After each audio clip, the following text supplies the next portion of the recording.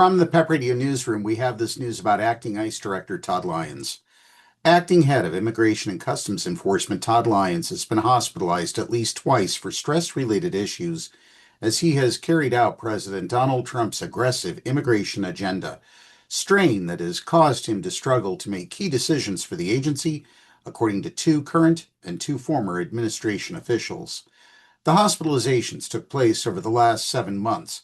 In one incident in December, Lyons' security detail drove him to a hospital in Washington, and he was admitted overnight, according to one former and two current administration officials.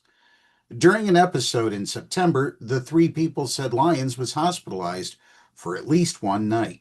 In a separate incident in Los Angeles over the summer, Lyons became so distressed when ICE agents couldn't locate a migrant on their target list after a ride-along with top administration officials that one of his bodyguards took a portable defibrillator from a nearby government office to Lyons in case he needed medical intervention, according to one current and one former official. During these episodes, the current and former officials said they saw Lyons break out into a full sweat with his face turning deep red. They also attributed the source of the pressure to ramp up deportations to the White House and top advisor Stephen Miller, who yelled at Lyons during morning phone calls with administration officials, according to four people who were on the calls. Other officials disputed that Miller yelled at Lyons, with one saying the deputy chief of staff was merely passionate. Miller didn't respond to a request for comment, but the attempt to blame Miller is the latest example of continued infighting among administration figures over immigration policy, even after former DHS Secretary Kristi Noem and some of her aides have departed the agency. He would be visibly upset and struggling to make the decisions that were needed to be made by the director, said one of the former officials, referring to Lyons. One current official and two former officials also said that Lyons often takes a long time making decisions, forcing his deputies to have to do more work. All four people witnessed or were briefed in an official capacity on at least one of the stress-related episodes. Each was granted anonymity because they weren't authorized to speak publicly on the matter. Asked about the incidents, Lyons said in a statement that the stress he experienced wasn't due to the White House. He did not address the hospitalizations.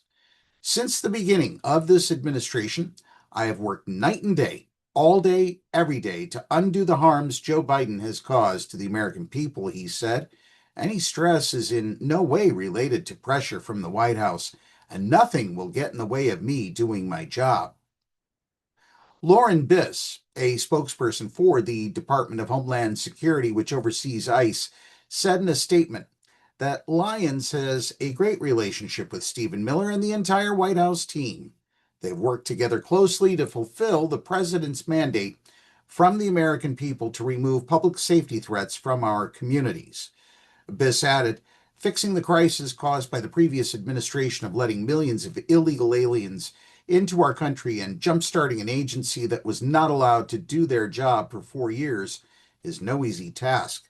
She also noted that Lyons has helped deport more than 700,000 unauthorized immigrants during his time as director. The administration has been slow to publish the data to back up those figures, according to the Associated Press. Lyons, who first joined ICE as an immigration enforcement agent in 2007, has steadily climbed the ranks of the agency and now oversees tens of billions of dollars and almost 28,000 employees as he carries out Trump's goal of deporting 3,000 immigrants per day. Despite that target, ICE's arrest tally has only hit a daily average of 1,100 this year, according to the New York Times. As the top ICE official, Lyons has come under intense scrutiny by Democratic lawmakers and the judiciary, especially after federal officers fatally shot two Americans, Renee Good and Alex Preddy, earlier this year in Minneapolis. I believe Jonathan Ross was involved in Renee Good's killing. Yeah. State and local authorities are investigating both shootings, while the Justice Department has opened a civil rights probe into Preddy's killing, but not Good's, saying it wasn't warranted. In January, a federal judge ordered Lyons to appear before him and threatened to hold him in contempt for allegedly repeatedly defying judges' orders amid Operation Metro Surge, the major immigration enforcement action in Minnesota. The contempt hearing was later canceled. In February, Democratic lawmakers pressed Lyons on his leadership, with Representative Eric Swalwell of California telling the ICE head, "Since you've been on the job, women have been dragged by their hair through our streets. A 6-year-old child battling stage 4 cancer has been deported, and it turns out he was a U.S. citizen. People are running through fields where they work." Lyons defended federal immigration agents when he testified before Congress, saying that he backed their tactics and accused elected officials and protesters of escalating rhetoric that endangered his officers. "Let me send a message to anyone who thinks they can intimidate us. You will fail," he said. Okay, duly noted. Miller, Trump's deputy chief of staff and key architect of the White House's immigration strategy, regularly and aggressively grills Lyons and other officials during a daily 10 a.m. administration phone call, according to 2 current and 2 former administration officials who have been on the calls. They said Miller yelled at Lyons for low deportation numbers or over tactical and strategic disagreements, and the ICE head usually responds by apologizing and promising to address the issues. That's going to create some significant psychological pressure, one of the current officials said. After heated calls, Lyons told colleagues that he hated getting shouted at and expressed frustration that the White House was often mad at his agency, according to the current official and former official who heard such comments. Todd, Stephen, and the entire White House team have a great working relationship and coordinate closely to deliver on the president's many promises, most of which he's broken, by the way. White House spokesperson Abigail Jackson said in a statement, "Todd Lyons is an American patriot who has worked tirelessly to undo Biden's disastrous immigration policies that have wreaked havoc on American communities." After Politico asked the White House about the reporting, the press office arranged interviews with 3 additional senior administration officials on the condition of anonymity because they're scared. They're scared that there's going to be retribution. But these folks are regularly on the calls, and they disputed that Miller yells at Lyons directly, with one saying the deputy chief of staff is merely passionate, and another saying he asks very pointed questions in a very assertive tone. I have an assertive question in an assertive tone to ask Stephen Miller Goebbels. Why the hell are you even working in Washington, D.C.? Why aren't you out in one of these fields chasing immigrants through the fields and then asking yourself, what the hell are you doing with your life? That's what I want to know. Excuse me. Stephen has quite the affinity for Todd, one of the administration officials said. He certainly has always had a regular kind of likeness and a genuine appreciation for the hard work and efforts that Todd is being asked to do. The third senior administration official likened some of the calls to a heated business meeting, if you will, where the host isn't putting up with any BS and asking a lot of questions.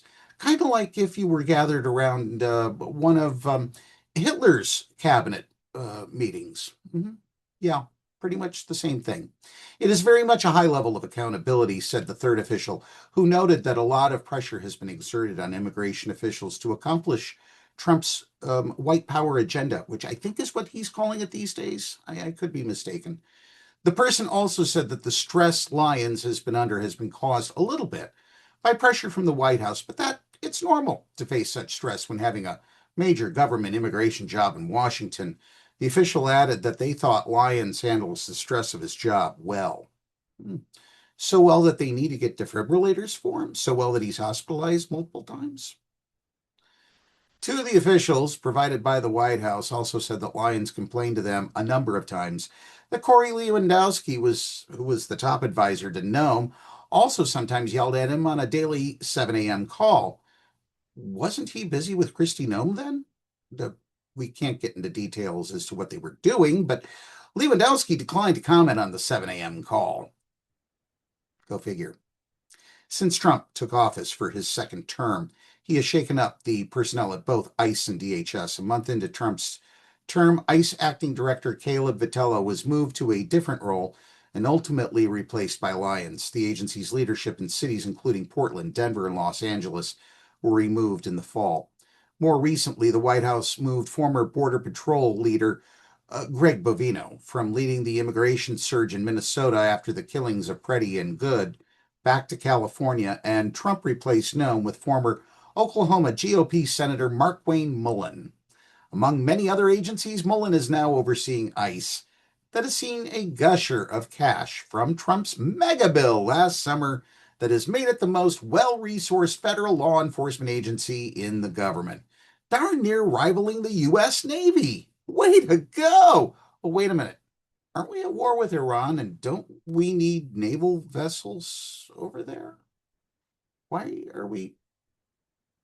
The day that bill passed, the ICE director job did not look the way that it ever did before, said one of the former administration officials who witnessed Lyons' stress incidents.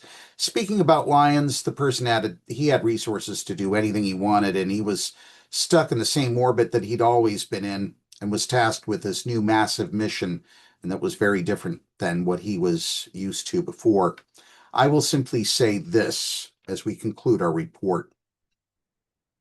Just remember, at the Nuremberg trials, I was just following orders was not a valid excuse, and it did not save a lot of lives that were taken, quite rightly, because of the work of folks like Justice Jackson from Jamestown, New York, who was the lead prosecutor in the case involving the downfall of the Hitler administration in Germany. The same will be true at the end of the Trump administration here in the United States. Just following orders is not an excuse. This concludes the report. As news develops, turn to the PEP Radio YouTube channel for news from 1 p.m. until 2 a.m. 7 days a week. We will be offering more full-length content that matches our YouTube shorts for those who want more depth for their news coverage. From the PEP Radio Newsroom, thanks for watching. I'm David Moore.